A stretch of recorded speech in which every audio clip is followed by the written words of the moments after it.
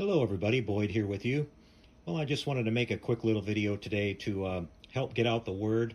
Many of you may or may not know that, we lost our good modeling friend Chris Cortel of Classic Plastic 101 a couple months ago. And his family is having an estate sale so that some of his friends and fans can have a chance to own one of the models that Chris had built on his channel.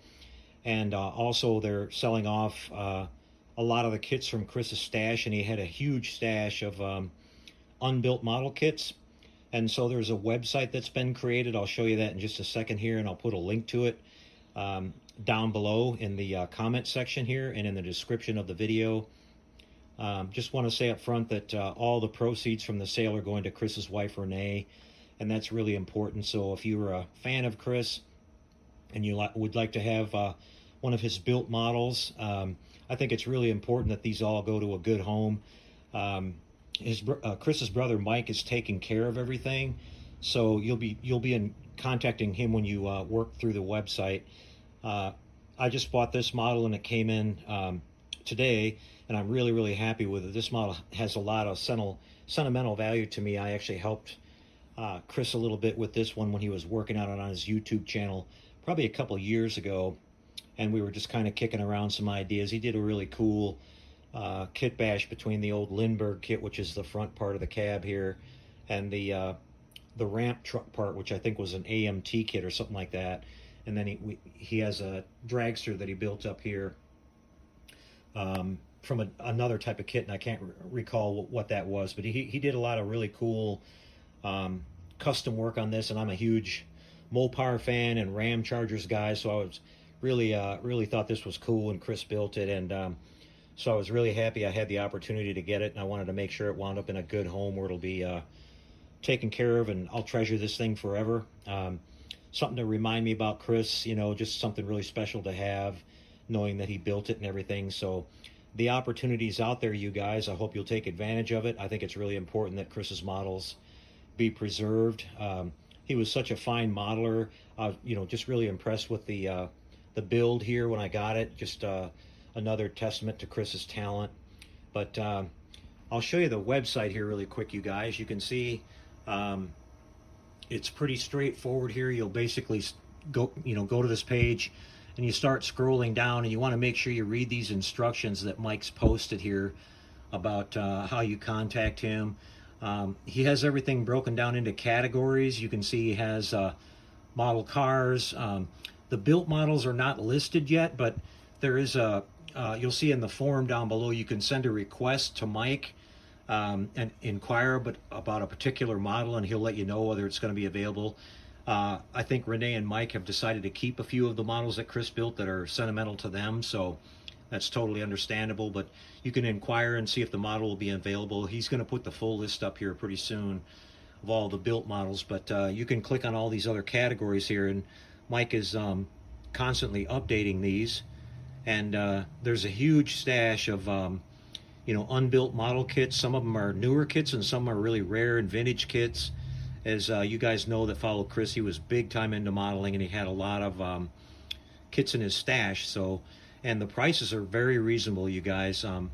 Mike is being more than fair about this. So, and again, it's all going to his wife Renee, and I'm sure she can use it right now. So I hope you guys will check this out and buy a couple models and help out the cause. So just want to say a big thank you to Mike Cortel. He was really nice to deal with. He did a fantastic job packing the model when he sent it to me. It came here completely undamaged. Just had to do a little bit of dusting on it, and it's all set and ready to go. So I'll put it in my display room and keep it forever. So thanks again, Mike, for doing such a great job packing it. Really appreciate that. Came here really fast. The shipping was reasonable. So just really great all around. Okay, I'll be back in just a little while, you guys. I've been doing a little bit of spring cleaning around here and yard work and all that kind of stuff. That's why I've been kind of off YouTube for a little while, but I'll be back here really soon with some updates, some more projects that we're continuing on and getting wrapped up, and then starting some new stuff. So we'll see you then. Take care and happy modeling, everybody. We'll talk to you later.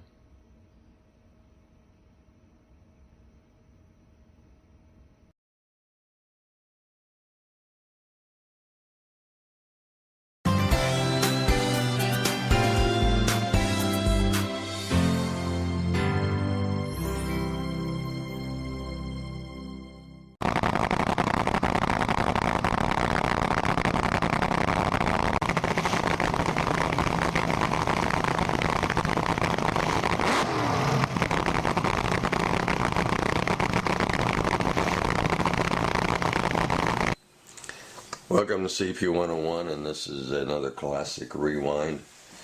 This is a kit bash I did using the IMC Dodge cab. Well, Dodge kit, it's the cab and the frame. And then I took the AMT Ford race hauler kit, basically just took the box out of it and mated it up to the IMC kit. It made me a Dodge race hauler. Now I use the Ram Chargers because I like the Ram Chargers, and B, I have the Ram Chargers, a dragster, and their super stock Dodge. So I thought what better livery to put on this than the Ram Chargers. So yeah, it came out pretty good. It really wasn't that hard to adapt everything over to fit the race box. I used C-channel. I cut the frame and then I used C-channel to lengthen the frame so the wheelbase would match what I needed for this race box. So it's all IMC underneath and then just the AMT race box sitting on it. This Ram Chargers dragster I built, you recall, it was the, I think it was Dirk that had the dragster group build. And I did have the super stock Dodge on the back of this, but I liked the dragster better, so I got the dragster on the back. Fits better too. And then this is the MPC Ram Chargers kit. And then I did the decals myself because the decals were bad. I got the kit out of a swap meet, and they're all yellow, and I just didn't think the decals were going to be worth a crap, so I made them myself. And then I added some decals that the sheet didn't have, like this Hodges Dodges back here. It wasn't on the in fact, it had a lot of the decals really missing, so all the ones that were missing I made and put on here myself. So that's the dragster. And then the Limburg kit or IMC kit, you just have to make sure that you have enough spacing between the cab and the box, because this, the front tilts, so you have to make sure you got, keep room to have the cab tilt forward, or you won't be able to, tilt it forward. So you got to make sure you leave room there. The doors open. I know a lot of guys glue these doors shut on the 700 cab, but the problem is the hinges. The hinges that are in this kit, they weren't shaped to match the contour of the cab. So that's why the hinges would never fit the doors right. That's why they would never work. So if you take the time to get these hinges to match the contour of the this front pillar here and down here along the bottom, then the hinges work fine. I mean, there's no issues with the doors. You just have to be willing to dick around with them hinges. If you're not, then it's best just to glue the door shut. It's quicker that way. Here is the interior inside. It's just I didn't do too much to the interior. It's just red seats, red panels, and then black carpeting. And that's really about it for the inside. It's nothing really special. And then this door opens too, but I'm not going to open it. One's good enough. But yeah, I had a lot of fun when I made this race hauler. And it's a phantom race hauler because the Ram Chargers never had anything like this. And they just trailered their stuff. It wasn't on a hauler. Okay, so we got the thing on its side, so you can kind of see that. There's nothing fancy underneath. I didn't spend a whole lot of time underneath here. But you can see where I cut it. I cut it here, and then I added some bracing, cross braces with the same C-channel. Just make sure it was good and stiff here, and there wasn't no twisting going on. Lengthened the drive shaft with sprue, just scrap sprue, made it longer. Found some sprue that was the same diameter as the drive axle and just lengthened it.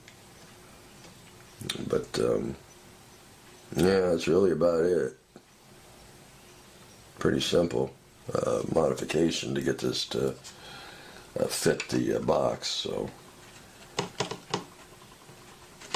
I think it does on here. I want to be careful of those mirrors. I don't want to break them off. So that's it. The Dodge Race Hauler Phantom Dodge Ram Chargers Race Hauler with the dragster. Pretty cool. And hope you enjoy the this classic rewind. So, all right, guys, take care. We'll see you in the next video.